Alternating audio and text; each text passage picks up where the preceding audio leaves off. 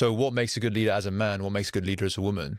There is a lot of studies that show how we perceive female and male leaders is different. So, a man who is direct, who can be a little bit abrasive or a little bit arrogant, is perceived as powerful. Whereas if the woman were to step and do the same thing, she's perceived as aggressive. So there is this gender difference between how certain qualities are perceived. But being direct is important because you want to say your truth. Being decisive is important, and that could be both men and women. But there is a certain shift in terms of how they deliver that message, which can be misconstrued. And this is something that I'm also trying to figure out, like, how do we challenge those beliefs and how do we change that? Because, when I ask some even male guests on the show, it's like, well, what makes a good leader? Or, what is even masculinity? Or like, what is a good man? And then I'm getting all of the same qualities of what would be good qualities in a woman. I'll tell you what, like recently I saw this TikTok and it was, you may have seen it, and it was a, woman who's a mother, and her son comes to her and it's like, oh, mommy, what's manly? And she's like, okay, let's Google it. And then I Googled it as well. So it's like, oh, brave, looks after people, all these like amazing qualities of what is manly. And then the next part of the sketch is, her daughter's like, oh, what about me, mommy? It's like, oh, okay, of course, I'm not going to forget you. And she's like, what is womanly, voluptuous, curvy? And it's all of the terms that are associated with what you look like with rather than what you are. And I was like, surely not. So I go on Google and it's exactly word for word. So there is this idea of, how a man presents himself, who is, courageous and brave and, which are all amazing human qualities. And then how a woman is, perceived, which is, oh, her skirt's too short, she's not wearing lipstick, or her lipstick's the wrong color. It's like it's so focused on appearance that we are taking away from what the actual qualities are. So that's something that's important for me on my show, is to highlight that there are so many different role models, that it's not just a man, it's not just a woman, it's, there's all these different types of leaders.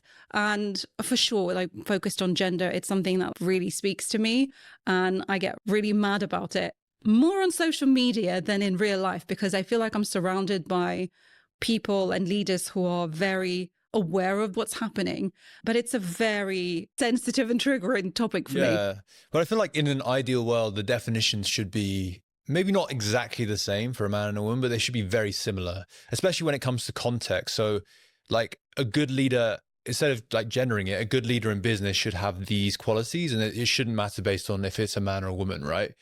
But I want to ask this question, not because, but I feel like it's sort of needed.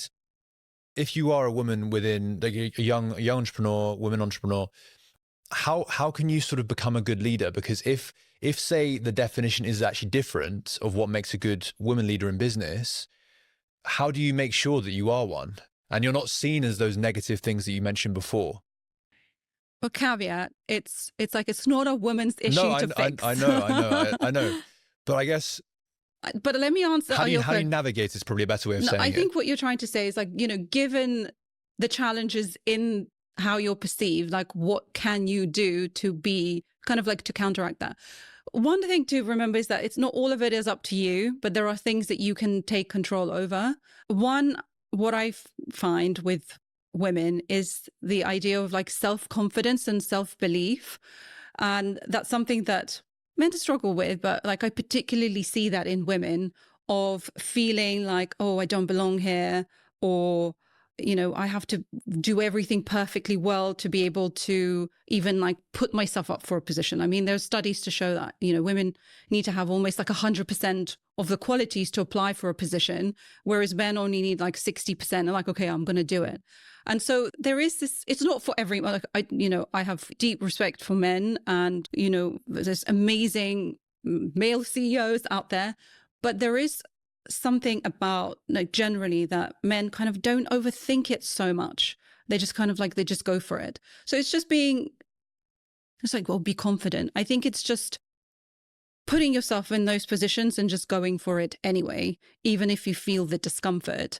Beyond that, I think I hate to say it, sometimes it's like you just need to park the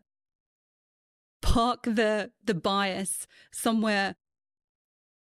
Like, don't look to blame. I think like the culture of, oh, it's worked out because of this, or, looking for a fault somewhere, I think that's not really helpful.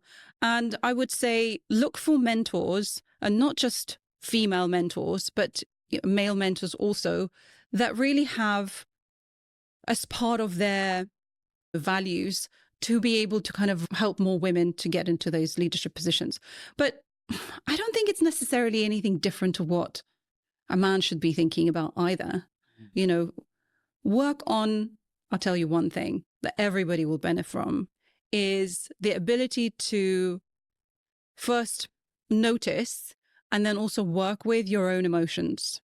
And I think actually women do this remarkably well, because as biologically different to men, we are constantly going through the different changes in our bodies, how we feel. So we already know how to deal with we're aware of certain emotions that probably, men don't experience.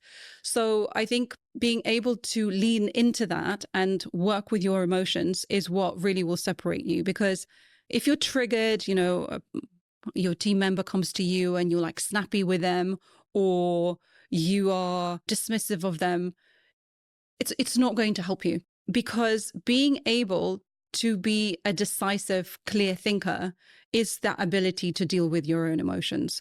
And talking about gender differences, there are some studies to show that there is more activity in the female prefrontal cortex, which is our like rational decision-making brain, than in men. So technically, women already have an advantage when it comes to that. What's interesting though is that when male leaders get emotional, and like their typical sort of male emotions of like anger and being aggressive, they're not seen as sort of badly as when, say, a woman gets emotional in a leadership position, because they're more stuff like sadness or frustration.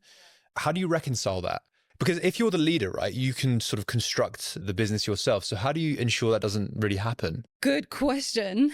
How does that improve? Well, I think we need to be aware that we perceive men and women differently when it comes to the expression of their emotions. And yes, when a man expresses anger, we see anger as like, well, he's just being a man, like that's normal. Or passionate. It's passionate. Yeah. And so we see that as a good quality.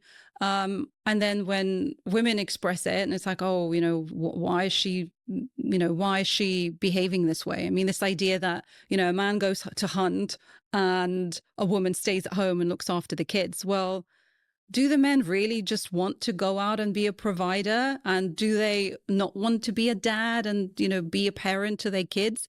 I have so many men, like very senior men, who not only are defying that, but they are like proactively looking at careers and how to structure their lives so that they can be present. So I think this idea of adopting some female qualities in a man, when we normalize that, then we make massive progress. So, this idea of like a woman acting like a man and hence becoming successful, this has worked, quote unquote, for women in the past, because that was the only way that they can exist within a male dominated world.